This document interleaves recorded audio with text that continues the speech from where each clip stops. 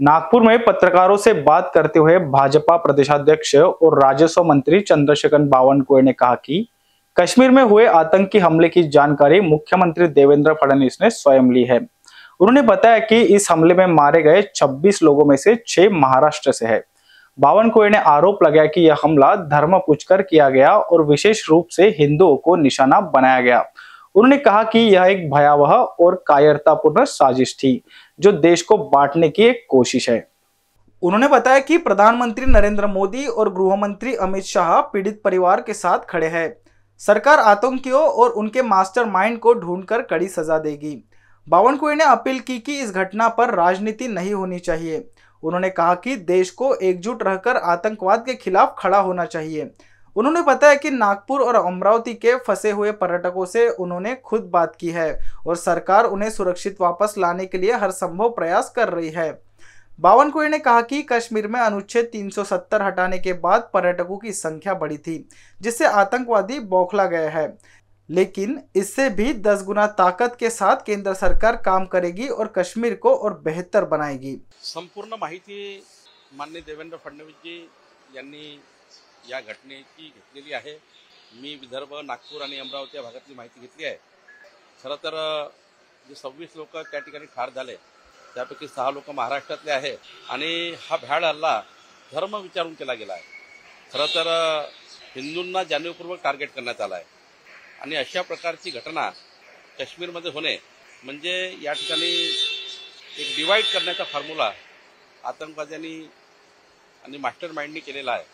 मला असं वाटतं यामध्ये आमचे पंतप्रधान नरेंद्र मोदीजी, आमचे देशाचे कणखर गृहमंत्री अमित शहाजी, संपूर्ण जे कुटुंब या ठिकाणी त्यांच्या घरातला जीव गेलाय त्यांच्या पाठीशी उभे आहेत। आम्ही सर्व पाठीशी उभे आहोत, आमचे मुख्यमंत्री पाठीशी उभे आहेत।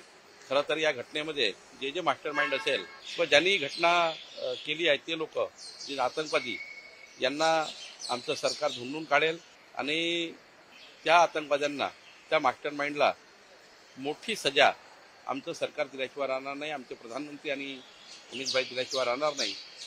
खरं तर या घटनेमध्ये राजकारण करण्याची गरज नाही। काही लोकांना दिवसभर राजकारण करायचं आहे म्हणून राजकारणाकरता बोलतात।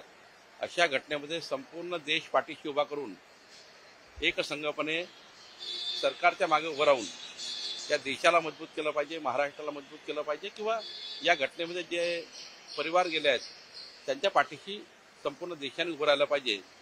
या घटनेचं राजकारण करून काही लोक थोडी बांधण्याचा प्रयत्न करतात, ते मात्र योग्य नाही। मी अमरावतीमधल्याही अडकलेल्या पर्यटकांना फोन केला आहे, नागपूरच्याही पर्यटकांना फोन केला आहे। त्यांची मागणी आहे की लवकर विमानाची व्यवस्था झाली तर बरं होईल। त्या ठिकाणी आमचे गिरीश महाजनजी गेले आहेत, आमचे सर्व सरकार त्या ठिकाणी पोहोचलेलं आहे आणि तातडीनं काय काय व्यवस्था उभ्या करता येतील, कारण आता विमानाचं म्हटलं तर त्या ठिकाणी सर्वच जे लोक अडकले देशामधले ते आपापल्या परीने प्रयत्न करत आहे, पण आम्ही आमच्या पर्यटकांना या ठिकाणी परत आणण्याकरता सर्व त्या ठिकाणी व्यवस्था उभ्या करतो। नाही, संतापजनकच घटना आहे, सुन्न करणारी घटना आहे, समाजमनाला सुन्न करणारी आहे। ज्या पद्धतीनं काश्मीरमध्ये आता पर्यटक जायला लागले होते, प्रकारचा 370 कलम म्हटल्यानंतर ज्या पद्धतीनं लोकांमध्ये उत्साह तयार झाला होता, म्हणजे 1.5 कोटी पर्यटकात त्या ठिकाणी चालले होते। हे एखाद्या दहशतवादी संघटनेला उद्ध्वस्त करायचं होतं, पुन्हा एकदा षडयंत्र करायचं होतं, त्यांनी षडयंत्र केलं आहे। पण यापेक्षाही 10 पट जास्त ताकद केंद्र सरकार लावेल। 370 कलम हटवल्यानंतर ज्या पद्धतीचं काश्मीरचं वातावरण विकासाकडे चाललं होतं